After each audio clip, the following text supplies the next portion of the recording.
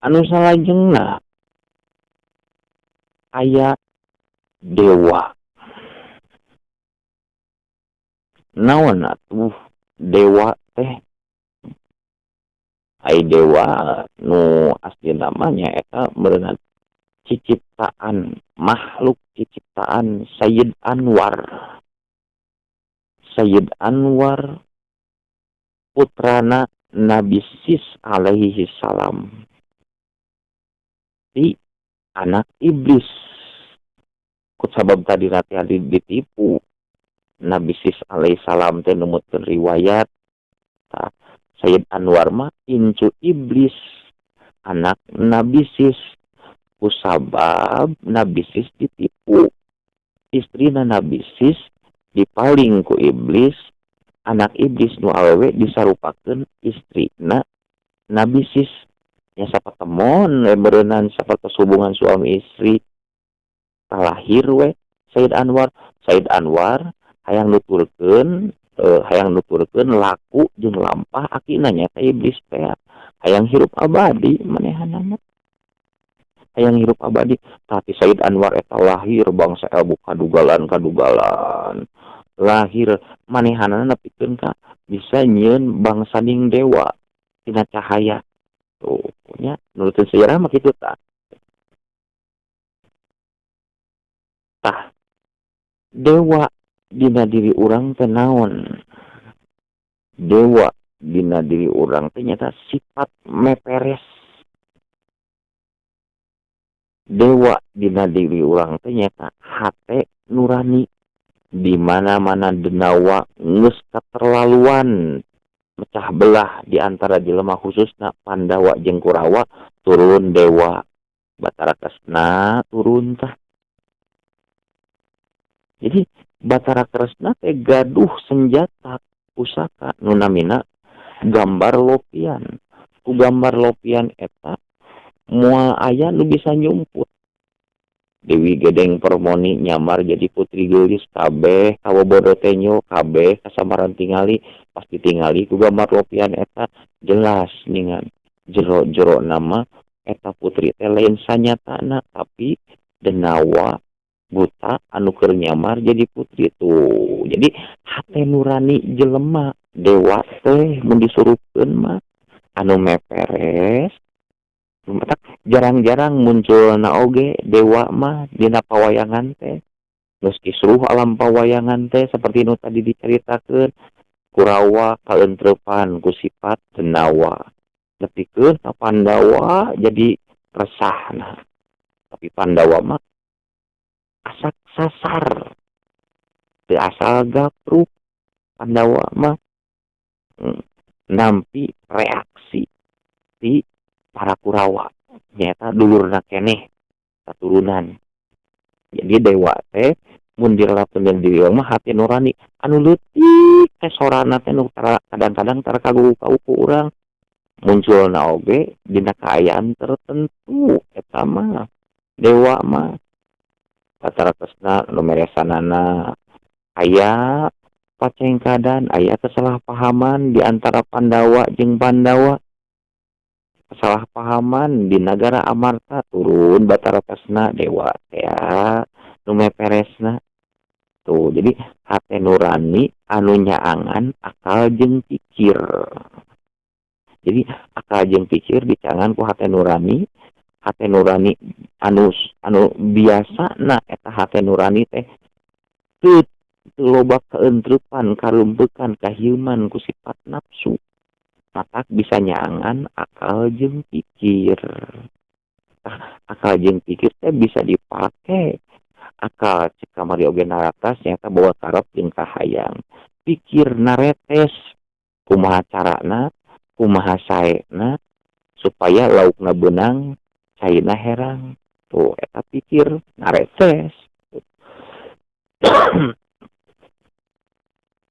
Make duduga.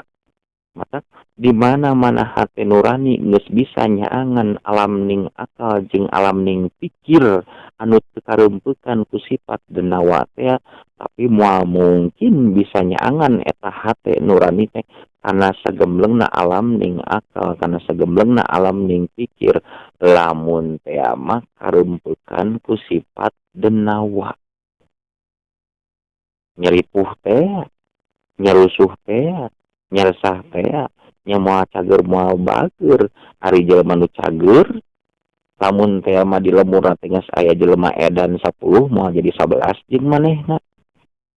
Ai jelema nu bager moal openan jelema nu bager mah sok geura tingali budak bager boga cocokan misalkan mau mobilan anteng we ku mobilanana moal hayang cocokan nu batur ta eta nu bager gambaranana siga kitu. Jadi dewa teh hate nurani nu teu kareumpeukan ku sifat-sifat benawa sehingga bisa nyaangan akal jeung pikir dina naratas pakarepan jeung kahayang pikir dina naretes nyorang pasejaanana hanjat make duduga naratas pasti make peryoga nyorang pasejaan terlalu pasti malapahna insya Allah kadituna teh bakal tumiba dina melebahna insya Allah kapalih dituna moal nepi ka melengkung bekas nyalahan.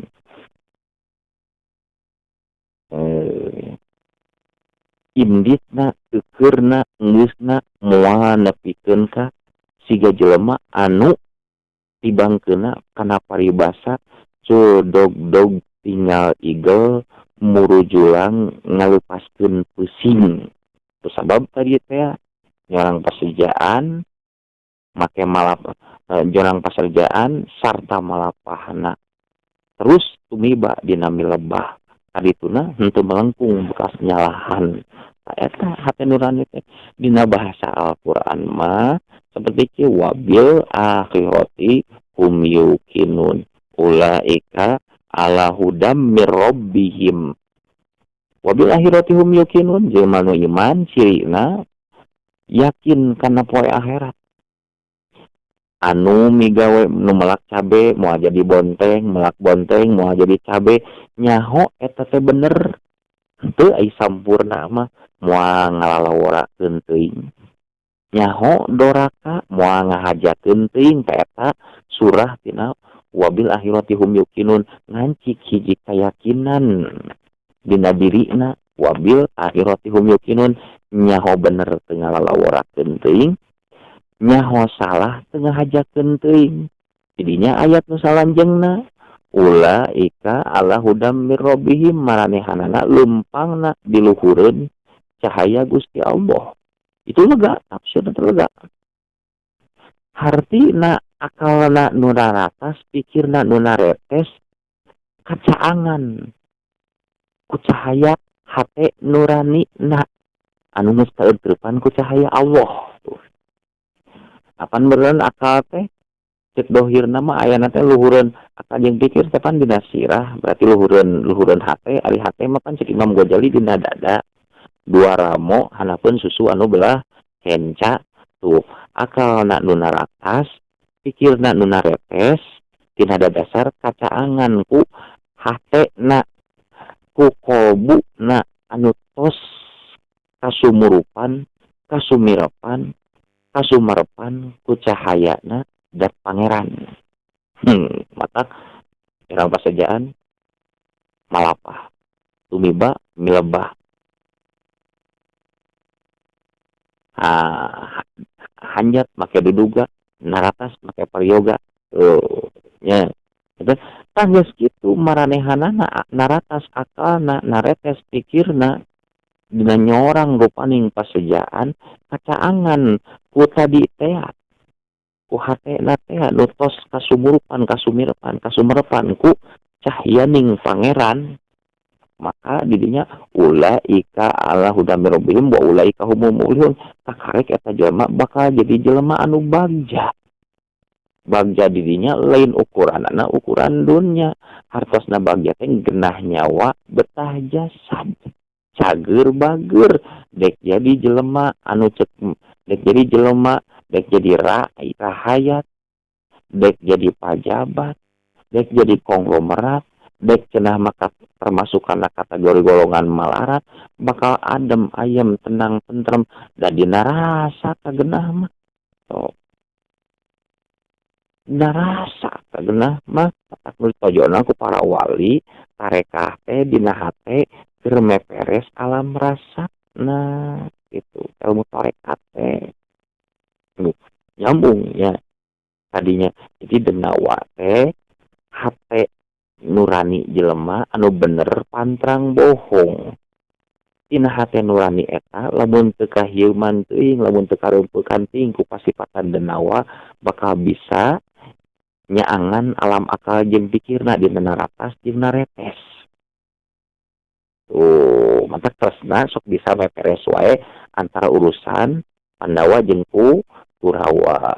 Baheula keur laleutikna Pandawa jeung Kurawa keur jadi murid, keur jadi santri na Resi Drona atanapi Resi Kombayana. Bisa meperes ku kabijaksanaanana. Ya, mudah-mudahan sing janten ilmu si manfaat sange simkuring atuh manawi sange kasadayana. Atuh tidinya tinggal garanya Semar. Samar berarti. Jenengan Semar teh Batara Ismaya. Mencek santri mah eta Ismaya teh ya na ya mutakalim nu pindah di tukang teh. Berarti Ismaya teh jenengan kami wujudna hidung melas gitu. Naon nu hidung melas didinya teh simbol taneuh Semar teh. Sastra jingga, sastra tulisan jingga beureum beureunan nafsu ya seuneu gareng sidawala simbol acining angin jeung cai sisepot. Sastra jingga simbol acining seuneu. Semar simbol acining taneuh nu aya dina diri kamanusaan. Sak hideung melas tinggal jenenganna Batara Ismaya. Semar di dieu tukang muka jeung nutup carita. Muka nutup carita marengan dina alur carita pawayangan. Arjuna rek umara barengan ku Pandakawan. Gatotkaca rek umara barengan ku eta. Tuh, ya. Jadi Semar di dinya teh siga poek di alam dunia teh. Alam dunia nu mana raga badag urang we tong jauh-jauh teuing. Urang usik asa lain ku urang, ngiceup asa lain ku urang, ngadenge asa ku urang maksudna punten. Ngadenge asa lain kawasana Allah, ngiceup asa lain kawasana Allah, ngomong asa lain ku Gusti Allah, ngomong asa ku urang, ngiceup asa ku urang, tapoekeun dina diri urang teh naon nu poekeun teh alam ning rarasaan urang henteu parat henteu tembus kana sanyataning kawasana pangeran. Ya Semar teh ya gitu. Kesemaran urang teh can kaaji ku urang. Sok emang gak sadayana geura urang. Dan ngiceup asa ku urang. Lain asa ku Allah. Ngomong asa ku urang. Lain asa ku Allah. Teh eta teu pati karasa yen eta urang ngomong teh, yen eta ngiceup teh, yen eta ngadenge teh, yen urang budak gidig ka ditu teh, ka ditu ka dieu teh ku kersa jeung kawasana Allah asa teu kadinya. Bener asa nu urang, salah asa ku setan. Pan urang mah kitu. Di mana bada bener di aku nu urang. Di mana-mana salah babari salah we setan dah gitu. Jadi Batara Ismayana teh. Jadi henteu parat alam ning rasana teh karena sanyataning kawasa jeung kersana pangeran.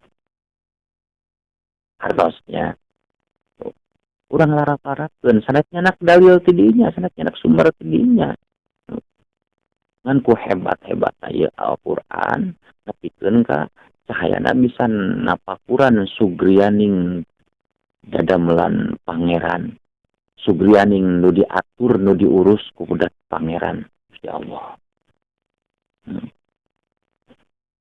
Sok urang larap-larapkeun. Hanya punten ye manawi pagedrug atanapi aya nu benten seueur pemerana punten ye da ngarumaoskeun simkuring ukur napakuran ngagunakeun akal jeung pikir dina naon rupa carita atanapi lakon sareng tokoh dina alam pawayangan nu pernah kalalajoanan kadengekeun terus dilenyepan ku sim kuring. Marengan jeung nuturkeun beda. Semar nuturkeun anak-anakna. Semar marengan dununganana. Tuh nuturkeun jeung marengan beda. Ai nuturkeun mah tukangeun, ai marengan mah gigireun. Seperti hariwang jeung kamelang. Beda. Oh cenah hariwang jeung kamelang mah eta kena atuh beda tulisanna oge. Terus beda berarti berenang beda artina jeung makna oge. Ari nu ngaranna hariwang nyaeta urang atawa hiji jalma mika hariwang, hiji jalma mika sieun tumibana hiji perkara anu teu dipikahayang kajama anu sajena reka anak, reka indung, reka bapa, reka adi, reka lanjut, reka emang, reka wa, reka bibi itu. Sieun dina waktu eta jelema teh can inditna eta hariwang. Aduh hariwang mama manehek indit teh tah jelemana can indit. Ari kamelang naon? Kamelang mah hiji perkara mikasieuna hiji jalma tumibana kana hiji perkara nu teu dipikahayang ka jelema lian ti dirina. Rek indung, rek bapa, rek adi, rek lanjut, rek tua, rek bibi, rek emang, rek dulur, rek batur. Eta kamelang mah tatkala jelema geus ngaleos ti hareupeunana salila can mulangna, aduh ta eta melang ngaranna nu kitu. Udag-udag tadinya mah ya. Benten beunghar ieu bahasa gitu. Beunghar bahasa. Nah, Batara Ismaya anu muka jeung nutup jeung marengan jeung ngukuntit nunutur kana lakon pawayangan. Tah sapertos nama sakitu heula mugia sing janten maslahat sareng manfaat manawi kange diri sim kuring pribadi atuh manawi ketalangkungan kange sadayana nu alhamdulillah tos terasa mileuheungkeun ngadangukeun kana ieu cariosan sim kuring. Hatur punten nu kasuhun ulah kirang-kirang ngamaklum sinareng ngahapunten tina sagala rupi atanapi tina rupaning kaluluputan sirang kalepatan diri sim kuring salaku manusia biasa anu pernah teh urah poho jeung salah. Assalamualaikum warahmatullahi wabarakatuh.